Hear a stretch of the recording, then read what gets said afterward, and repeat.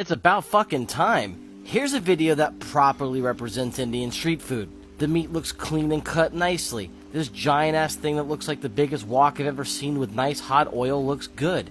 These fuckasses in the kitchen look clean and tidy and look well dressed. You can tell whatever they're about to throw down in here is probably gonna be delicious. That's where people get things confused. Saying the word culture doesn't mean that you have to like it, love it, or even respect it.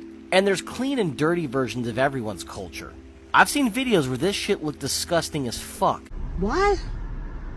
This, however, looks like it would be something that I'd actually want to eat already. The question is, where do you get a wok of that size and how much does that cost? Can somebody in the comment section find out how much one of these bad boys cost to build? These nuts? It looks black and greasy like Rob Kardashian's ex-wife. And I was all in. I don't know what the fuck you talking about.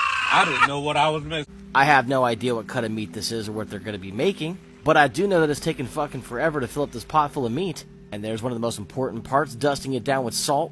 You gotta have that flavor. Alright, dump some expired McDonald's fries on top, but at least they're salted. Check your bicep. That man definitely just checked his pump. Go back and look at it. You lifted up 1 pack of french fries, it's not that big of a deal. 2 packs of french fries, you got me corrected. And I can't see the whole thing, but even this kitchen looks clean and immaculate. This is how you grab parts of your culture and turn it into something glorious. Taking it to that next level. Alright, I think we're good on the fries. We don't need any more. Jesus Christ. You ordered Big Mac and, well, extra sauce? Yes. Also, I'd like to know what the name of this dish is going to be, because so far I'm liking it. I feel like I see 7 different employees and only about 2 of them actually working. You've got a third one standing there, but 2 of them are really doing all the work. They must be the new guys. Is that the chicken? Ooh, that's the chicken, isn't it? Why are chickens so funny? Why? Because... That boy's using a big, large version of that device they check your teeth at the dentist, that little mirror. If all Indian street food was done like this, nobody would ever have a problem with it. It's those videos where the fucking bare feet are touching your food, they're like poking your dough with their big toes and shit. They start splashing pee in their face and like licking a cow's asshole. Like, that's the stuff, okay? That's the stuff that does it for most people. It's not the actual ingredients of the food, it's just usually how it's prepared. It's a little fucking, a little crazy. Nice, tidy, clean kitchen, you're not rubbing a horse's dick around the edge of the bowl. Absolutely necessary. We're not seeing a pack of flies flying everywhere. We're not sweating directly over the dish and then serving it to somebody. It's just a good, clean dish. This is all we ask. Serve me one of these and I would gladly experience your culture and be like, this is awesome. Even if it's disgusting or if I didn't like it, like it's not my personal thing, I'm not going to be mad about it. I know I'm not going to die from a new version of COVID. My boy definitely just put half a box of Reese's Puffs right there in the center. See. It seems like a nice dish that's convenient to cook. Like you just put everything in one pot. That's all you got to do. I'm not the biggest judge when it comes to Indian food. I just started getting into the cuisine about 1.5 years ago, and I do like it, but I'm still pretty picky to some of the dishes. Some of it's definitely an acquired taste. One thing I've noticed, all the good experiences I've ever had always had one thing in common. They're always blasting that same soundtrack in the kitchen every time. You know the one I'm talking about? The...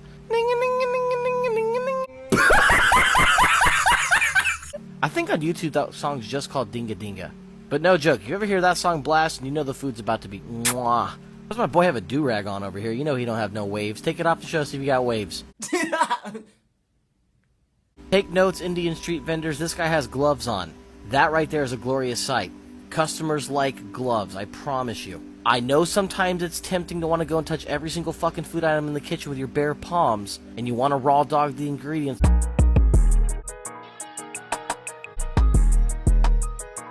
But sometimes you gotta wrap it up and wear protection, okay? Just because you like your palms of your hands doesn't mean other people like the palms of your hands. The world's a crazy place and sometimes we're skeptical as people. I have no idea if your dick tip was just in the palm of your hand right prior to you making my sandwich. So taking those steps of extra safety, you're just going to make sure that everyone's mostly happy, they feel safe, they're not questioning things, and that's going to bring more customers back. That fucking pile of Reese's Puffs in the center is just getting larger and larger and larger to the point where I feel like this might be an imbalance. I think we need more chicken, a little bit less McDonald's fries, and probably half the amount of Reese's Puffs in the middle of that dish. And I'm assuming this is probably the seasoning of some sort. I actually don't know what that seasoning is. I'm a big seasoning guy, but I don't know what that one is. I don't know what this smells like, so this entire restaurant either smells super freaking good or it smells like super fucking ass. But this thing's definitely giving off an aroma. Hopefully they got a good AC in this place because I feel like you'd be burning up sitting in front of that thing all day. Is this for a restaurant? Because if so, how long is this good in that pot, and how long does it say warm, hot, and ready to serve? What happens if you don't sell it all? Like, do you have enough people to eat all this food in one day? How much do you charge for a plate? Do you have to make a reservation so that you know how many people you're cooking for? Is this for a charity? Why do you need a pot so fucking big? Couldn't you just make smaller versions of this and serve to smaller batches of people? Is there a process on how long you have to wait before dumping the ingredients? Because couldn't you just dump all of them in a lot quicker than this? About how long does this cook for? It's hard to tell in this video, but I feel like we've probably been here for at least 30 minutes to a couple hours on cooking. Honestly, it wasn't looking that dry. Are you sure you need more water? The longer we're going in this video, the more disgusting this dish is starting to look. I'm not giving up hope yet, but come on. Why are your coworkers in the background just slacking off having a fucking conversation in the corner of the restaurant? Are the people in the red shirts managers, or are they just customers? Are the customers allowed to walk through the place like this? Girls all over the world! Or are they actually the owners of this entire establishment? The cameraman's doing the least amount of work out of everybody here. You could have just set that up on a tripod and you would have been good to go. Everybody's abandoned our guy in the do-rag. He is by himself doing this entire step. This could have gone a lot faster if he would have had a little bit of help. And you know he's looking around ready to say, fuck you, come help me. I'm sick and tired of doing this shit all the time.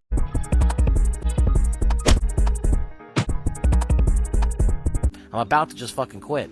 This guy's probably been here 3 years working his ass off. He really does want to quit, but he feels like he's getting close to a management spot. He's just waiting for one to open up.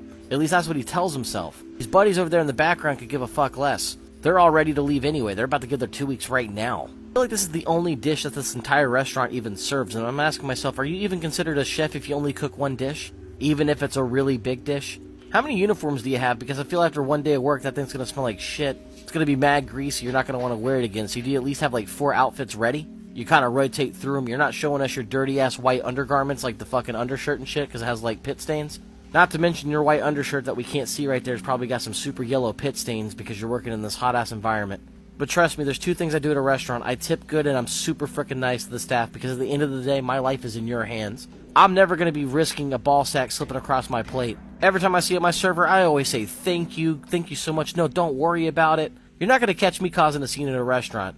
I feel like this video is taking forever and I'm nowhere near or any closer to actually seeing what the final results of this fucking dish is going to be.